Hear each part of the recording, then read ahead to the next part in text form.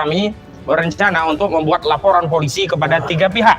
Yang pertama tentu saya kepada Eli Daneti selaku kuasa hukum atau pengacara Egy Sujana, karena statementnya telah melampaui kewenangan sebagai advokat dengan bahasa-bahasa yang tidak merepresentasikan bahasa advokat. Sekali lagi, karena kita sudah tahu masalahnya ada di Solo, jadi kami tidak terlalu peduli, bahkan tidak ada dendam sedikit pun kepada saudara-saudara kami yang menjadi pelapor.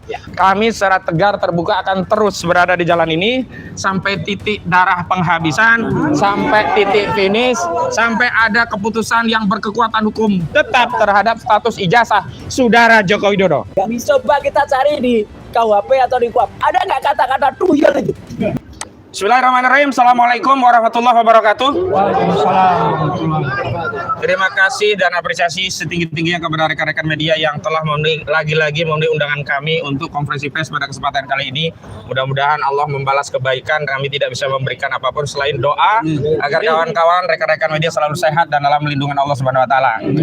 Baik, terima kasih. Hari ini kami baru saja mendampingi klien-klien kami untuk menunaikan kewajiban, yakni wajib lapor. Karena hari ini tambah lagi yang harus wajib lapor. Sebelumnya Pak Roy, Pak Rizwan, dan Dr. Tifauzia Tiasuma. Ada sekarang tambahan wajib lapor Bu Kurniatira Royani, Pak Rustam Effendi, juga Pak Rizal Fadilah.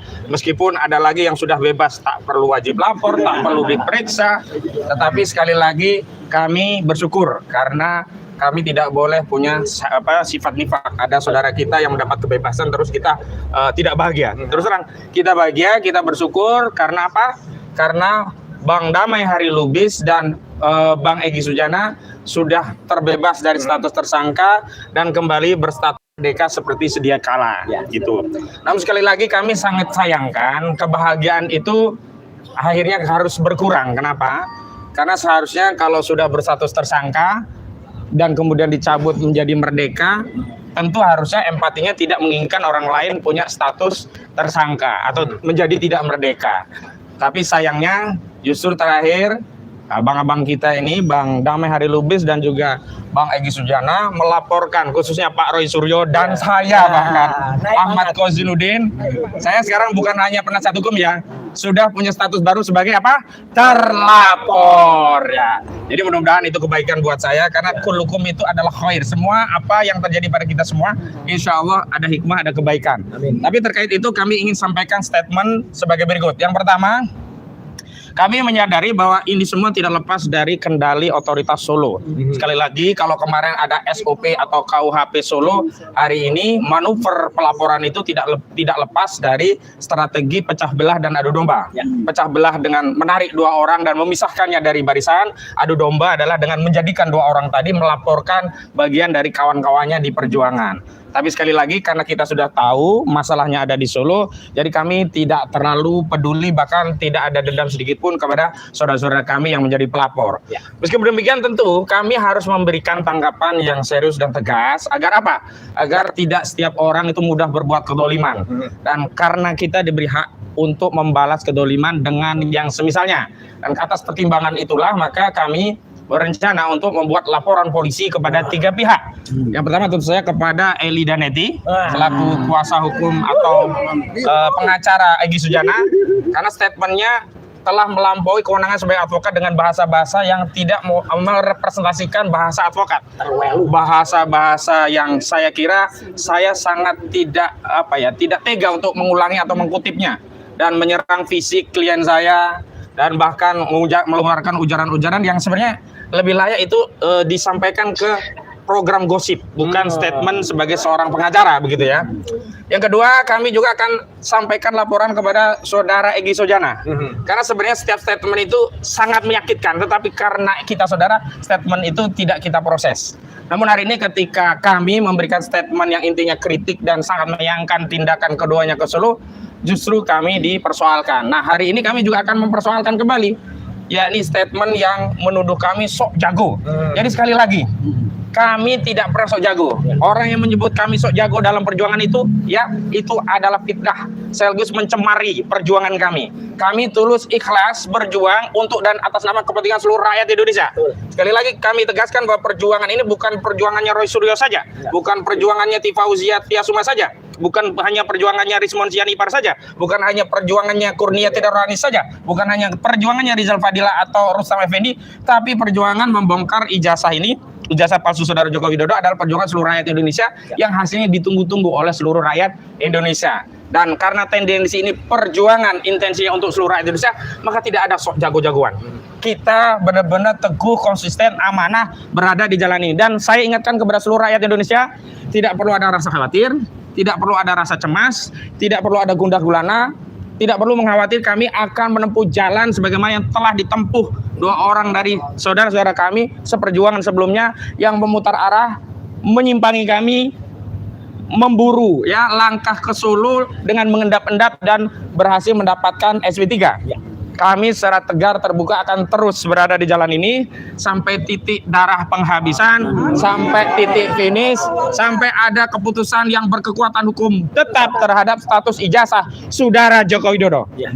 Jadi kami tegaskan, kami bahagia, gembira, tidak bersedih. Jadi rakyat Indonesia jangan pernah ada yang berpikiran bahwa kami bersedih dilaporkan. Tidak, kami tetap teguh, tegar, dan terus berjuang. Setelah itu pembahasan. Assalamualaikum warahmatullahi wabarakatuh. Waalaikumsalam. Ya, rekan-rekan sekalian, pertama-tama seperti tadi disampaikan oleh Bang Ahmad Kosinudin sebagai koordinator non litigasi kami, dan juga atas restu dari Pak Petrus Celestinus sebagai koordinator litigasi, dan juga Bang Abraham Samad. Hari ini kita bersama-sama dengan para pejuang yang tadi barusan menyelesaikan wajib lapor, saya juga sih, gitu. Nah ya itu, Mbak kan, maksudnya wajib lapornya, ya. Ada Bu Kurnia Triryani, ada Mas Rustam, kemudian ada Pak Rizal, ya.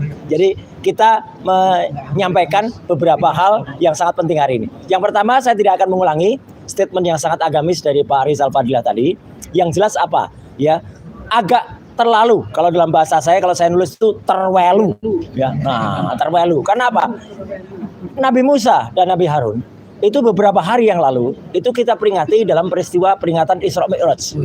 Nabi Musa dan Nabi Harun adalah nabi yang ditemui oleh Muhammad SAW dalam perjalanannya dari Masjidil Haram ke Masjidil Aqsa di Mekah ke Palestina, ya.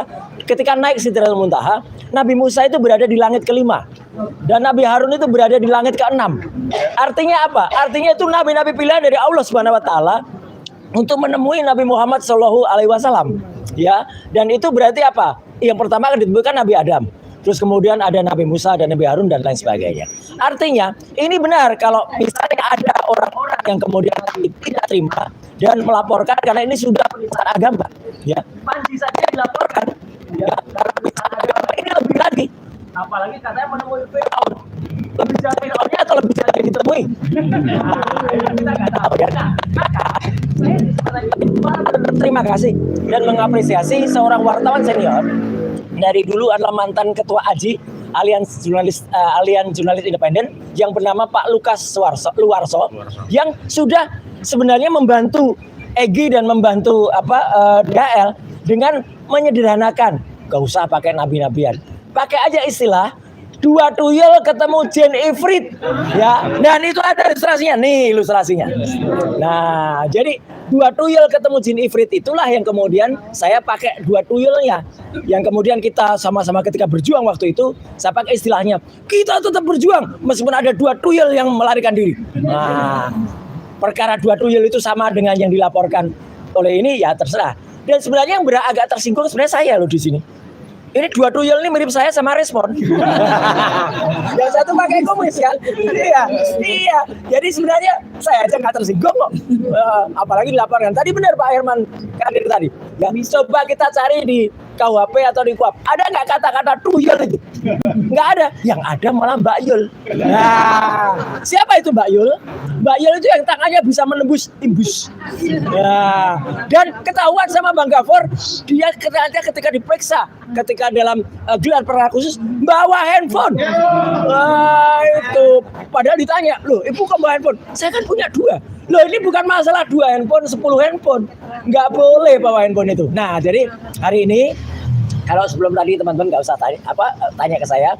Saya selaku pribadi dan juga insya Allah juga Bang Aka, kita mengikuti sikap dari kuasa hukum kami yang nanti akan dibacakan oleh Bu Kurnia Triryani, ya, sikap kami. Jadi kita tetap bersama. Tidak ada statement pribadi.